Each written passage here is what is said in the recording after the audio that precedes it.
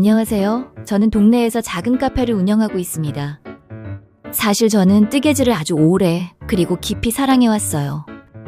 회사에 다니던 시절부터 뜨개 관련 책을 한가득 모으고 도안을 보느라 눈이 빠질 만큼 밤늦게까지 들여다보곤 했죠.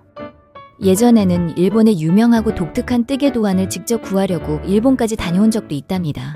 요즘은 인터넷과 커뮤니티가 워낙 잘 되어 있어 그렇게까지 하지 않아도 되지만 그만큼 뜨개질에 대한 애정은 변함이 없었습니다. 완성한 작품들도 하나둘 쌓여갔죠. 그러다 문득 생각이 들었습니다. 이렇게 아끼고 사랑하는 뜨개 작품들로 카페를 꾸민다면 얼마나 행복할까? 게다가 판매할 공간도 필요했고 뜨개질을 오래 즐기며 공방처럼 운영하는 모습이 머릿속에 그려졌습니다. 그렇게 꿈만 꾸던 카페 사장이라는 목표가 조금씩 현실로 다가왔습니다. 회사를 오래 다니다가 마침내 그 꿈을 이루게 되었을 때 저는 정말 신나게 준비했습니다. 제가 좋아하는 분위기를 만들기 위해 발품을 팔아 소품 하나하나를 골랐고 아기자기하고 따뜻한 공간을 완성했습니다. 그렇게 애정을 듬뿍 담은 저의 카페는 생각보다 일이 쉽지 않았지만 어느새 동네에서 제법 소문난 명소가 되었어요. 뜨개 작품들이 카페 인테리어와 너무 잘 어울렸고 작은 뜨개 클래스도 함께 운영하며 수업을 진행했습니다. 작품이나 재료도 판매하는 말 그대로 뜨개와 카페가 어우러진 공간이었죠.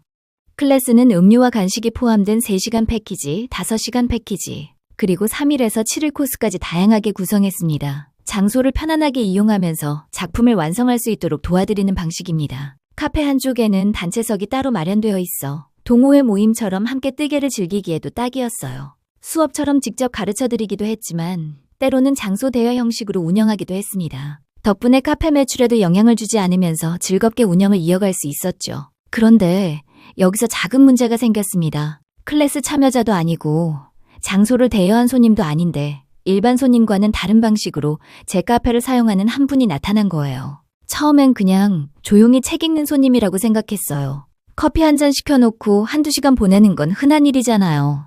그런데 시간이 지나면서 이분의 카페 사용법이 조금 특별하다는 걸 알게 됐습니다. 아침 10시 문 열자마자 거의 첫 손님으로 들어오십니다. 늘 그렇듯 창가 쪽 단체석의 구석자리를 당연한 듯 차지하시죠. 가방을 풀기 시작하면 마치 이동식 사무실이 세팅되는 것처럼 노트북, 태블릿, 이어폰, 멀티탭이 차례대로 등장합니다.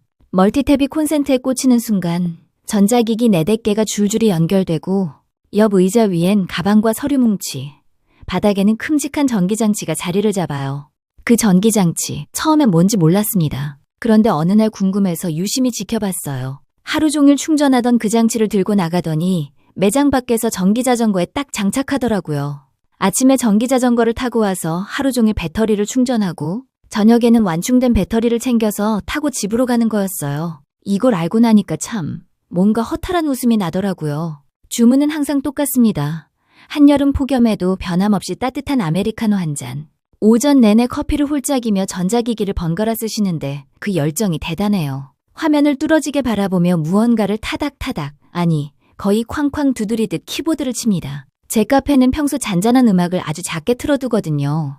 손님이 많지 않은 오전 시간은 특히 고요한데 그 고요함을 깨고 울려 퍼지는 소리는 마치 마감 직전의 기자처럼 몰입한 사람의 손길 같았습니다. 점심 무렵이 되면 조심스럽게 도시락을 꺼냅니다. 빵이나 과일처럼 냄새는 거의 없지만 외부 음식이니 규칙상 안 되는 건 사실이죠.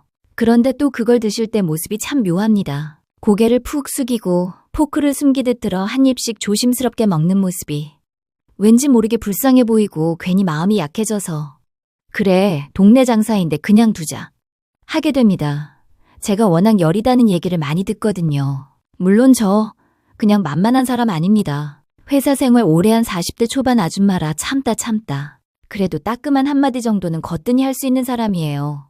그런데 이분이 또 무례하게 굴진 않아요. 단체석을 점거하다가도 단체 손님이 오면 부랴부랴 장비를 챙기며 어머, 여기 앉으세요. 제가 옮길게요. 하고 싹 웃으면서 자리를 내주니까 이게 참 애매합니다. 더 웃긴 건 저희 뜨개 수업이 있는 날은 아예 안 오세요. 몇 번 오다 보니 수업 요일을 파악하고는 그날만 쏙 피하더라고요. 아, 이분 눈치가 없는 건 아니구나 싶으면서도 그게 더 얄밉게 느껴질 때가 있어요. 이분의 하루 루틴은 참 일정한데요. 아침에 들어와서 전기장비 세팅하고 커피 한 잔을 시켜요. 그리고 나서 컴퓨터 업무 몰입, 키보드랑 전쟁을 치르고 나면 점심시간이 되거든요. 점심에 몰래 도시락을 먹고는 아껴 먹던 커피는 다 마셔버리더라고요. 매일 똑같이요. 제가 이걸 어떻게 알았냐면요. 몰래 도시락을 드시고 나서부터는 커피잔이 빈 게 확실한 게요. 본인 가방에서 늘 똑같은 물병을 꺼내서는 빈 커피잔에 본인이 쌓은 물병의 물을 따라 마시더라고요.